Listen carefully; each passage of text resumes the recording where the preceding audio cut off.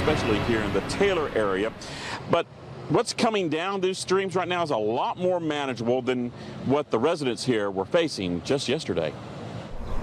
The floodwaters have receded in Taylor, but for Annette Mackey and her family, we're going to need that other kind of mop because this is not going to do it. The heartache caused by the Memorial Day storms, that remains. It tears me up. We have nothing. Like, I worked so hard to get all this by myself, and I have nothing. I have nothing. This is what Mackey's housing complex on the southeast part of town looked like Monday evening. In some spots, the water was chest high. Initially, city officials identified 68 homes as being damaged. What else are we going to take? Tuesday, several residents returned to salvage what they could. Joseph Salazar and his family don't have much, except their lives. They were saved by a police officer who fought back a strong current that had jammed their front door. We were able to crack it and eventually pull it back a little bit and handed the kids off to the police, the women, and they were able to assure us that everything's going to be okay. There were more rescues like this one by local authorities, but some heroics were also done by neighbors. The young guy, Gerald Mason, came up to me and he said, "Ma'am, do you want me to go and get him? Baby, there's snakes in that water." Despite that, Deborah Tyson told me the young man and his brother went into the water to save her 70-year-old cousin. And they couldn't get the door open, and they pulled him out through the window. And the young guy put him on his back and brought him to safety. That was such a heroic act to where I could run wild. Christine and Joe Garcia didn't wait for help to arrive. They grabbed their 4 sons. Within 15 minutes, it just came up so quick. Throw them on your backs and just wait it out. I had 2 under there, and I had one went back and grabbed the other one. Trouble was not limited just to residential areas. Small creek beds became rivers like the one that shut down Highway 79. A popular restaurant by the airport was also overrun by high water. The people who live here are determined to wipe away this muddy mess and rebuild their lives, but there's also a feeling that they're having to do this by themselves.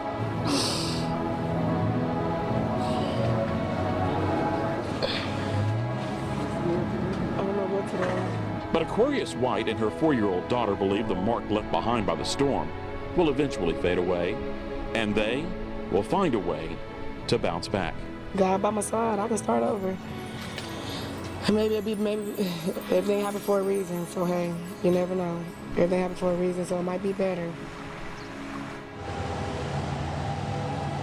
And that's the prayer here in Taylor. It might be better. And things are looking better, even though parks like this one are closed. The airport is still closed while they're still doing cleanup. The city is wrapping up a damage assessment, but they don't have a dollar amount yet.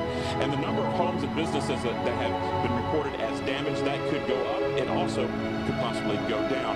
Residents are being asked to drop off their debris at one or two drop-off sites that the city has, but you can also do curbside pickup.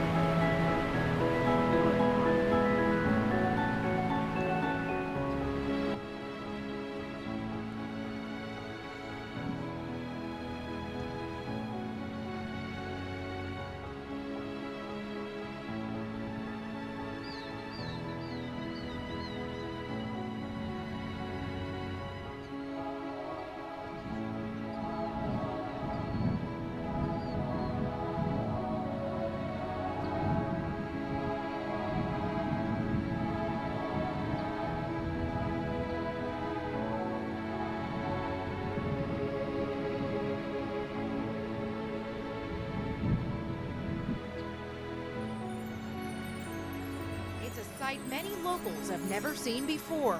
It's really a taste of the Old West coming back in here. Hundreds of cattle struggling to survive in the Trinity River. Everybody just wants to be a part of this. It's something that hadn't happened probably in 200 years. Cowboys working for hours by boat and horse to lead the animals from high water to dry ground. The route is Highway 90. In the middle of a road. Dozens of Dayton locals bring trucks, snacks, and even tents to watch the action. You know, if they act stupid, I'm gonna get in the truck. And after hours of waiting, finally the herd is in sight. Normally when you're working with cattle, they're very excitable. They can be upset real quick, and one stray cow can mess up the whole deal. But Sunday afternoon, almost 200 head of cattle make their way peacefully through town. To me, it's a once-in-a-lifetime experience. You get to see something you don't see every day. Now, it was a group effort. Police officers, along with cowboys, they had to block off the roads to get everyone here, get all those cattle here. We're talking $1 million worth of livestock, and it's something that the whole town really gathered in to see. Sadly, not all of those cattle did make it here safely. Some of them did drown, but for the time being, they're going to have these cattle here until all of those water levels in the river. Right up a little, buddy. Keep hollering at them. Ho! Ho!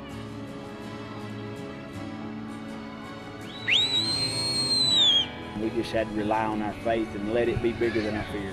Bailey, he's 14, Jade's 12, and Trace is 8. Go that way, Jade. Well, a horse can sense it when water's pretty deep and running fast, and they didn't want to go across.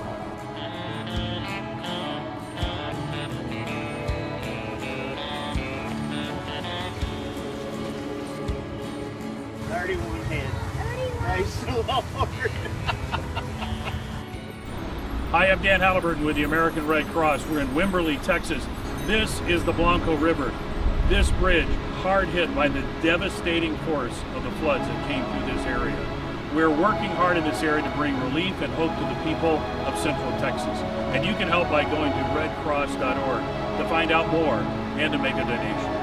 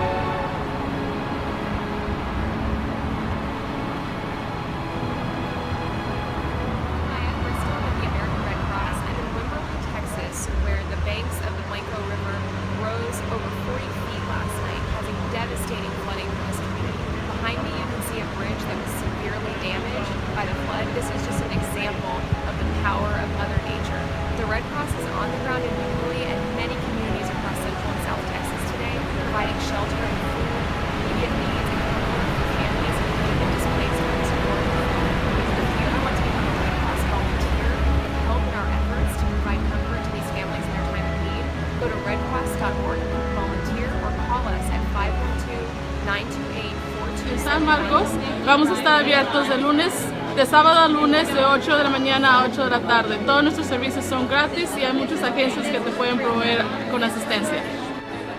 Hi, I'm Josh with the Red Cross, and today we're in the St. John's Catholic Church in San Marcos, Texas, in a multi-agency resource center. This is a facility where we've got different agencies providing disaster relief for people who have been affected by the recent floods. All assistance is free. We'll be here today, 8 to 8. Tomorrow, Monday, 8 a.m. to 8 p.m. as well. 624 East Hopkins Street in San Marcos, Texas. We'd love to see you down here to get you some help. Hola, soy Perla Santillán de la Cruz Roja Americana. Si has sido afectado por las inundaciones, por favor vengan a la iglesia de St. John's en San Marcos. Vamos a estar abiertos de sábado a lunes de 8 de la mañana a 8 de la tarde. Todos nuestros servicios son gratis y hay muchas agencias que te pueden proveer con asistencia.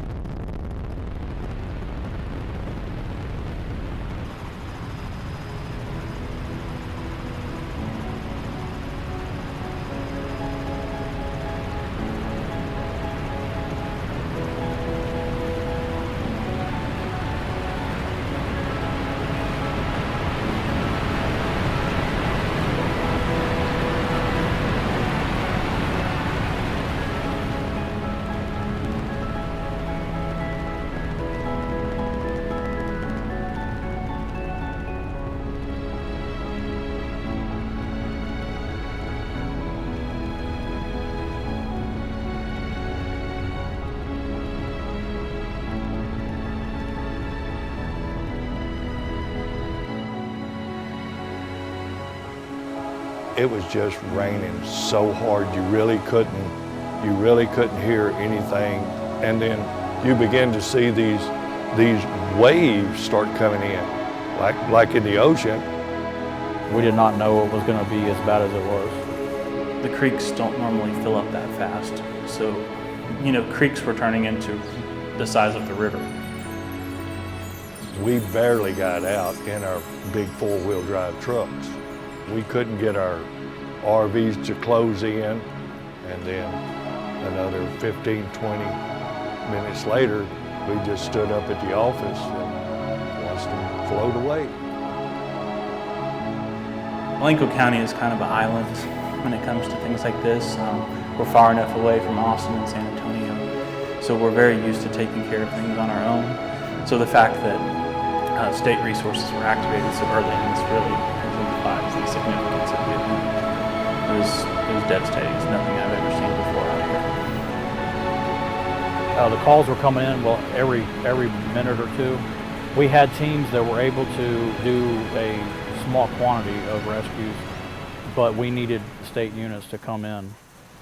We just didn't have enough manpower to respond, and our city police department, they had their hands full. The Blanco County Sheriff's Office had their hands full.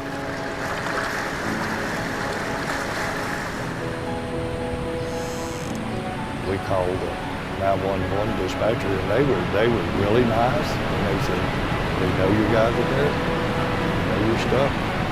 There's just nothing we can do right now." You make peace. You make peace, and you call your family and your kids and say, "Hey, I'm stuck here, and if we make it, we make it. If we don't, we want you to know we love you." It's really sad to sit there and watch your house and all this other stuff float down the river and just crumble and crush. But then you hear about the people in Wimberley. We're lucky. We're lucky.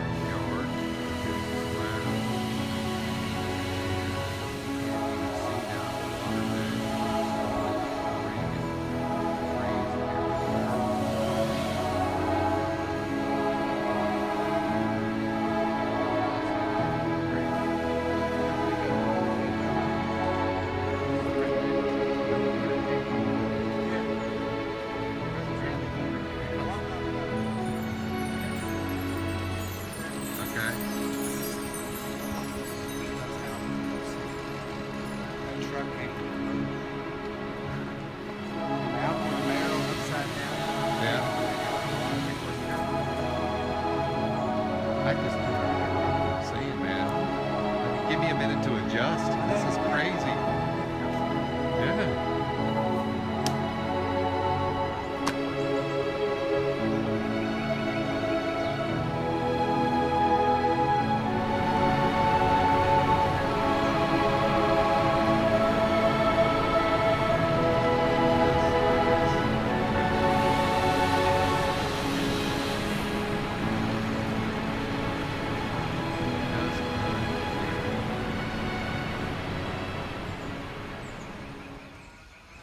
How you doing?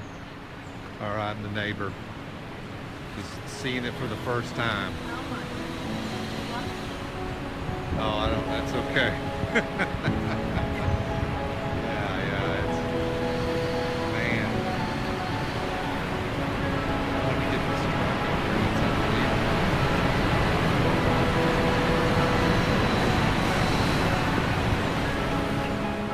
Oh, really?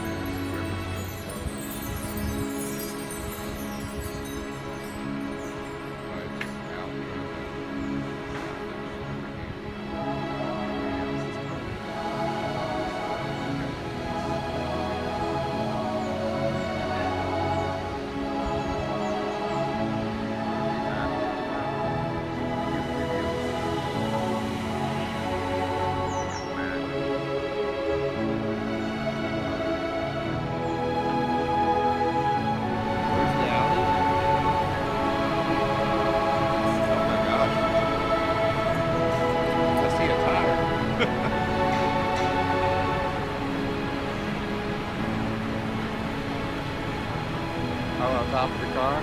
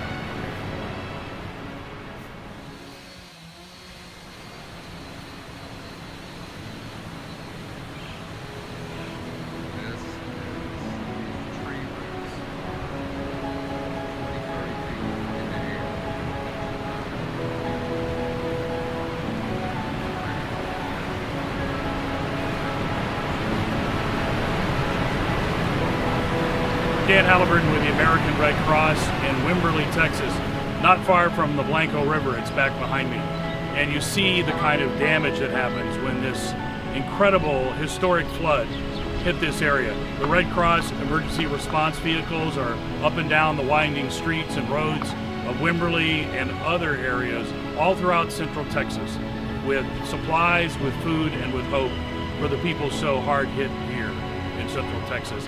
You can do something to help by going to redcross.org and making a donation. Thank you.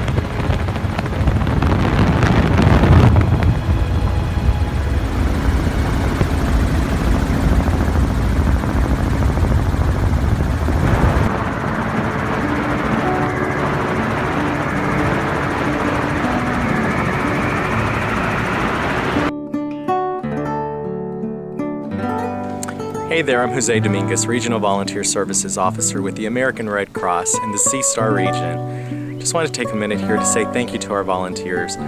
We are going through a lot of weather-related events, and the response efforts have been amazing. Throughout the entire region, we have pockets of communities that have been affected by these storms. Throughout the state of Texas, we have homes that have been completely destroyed and families' lives just turned upside down. These efforts cannot go unnoticed. These efforts are all because of you. You are our volunteers. You are our backbone. Thank you so much for everything you do. We cannot do it without you guys. Take care.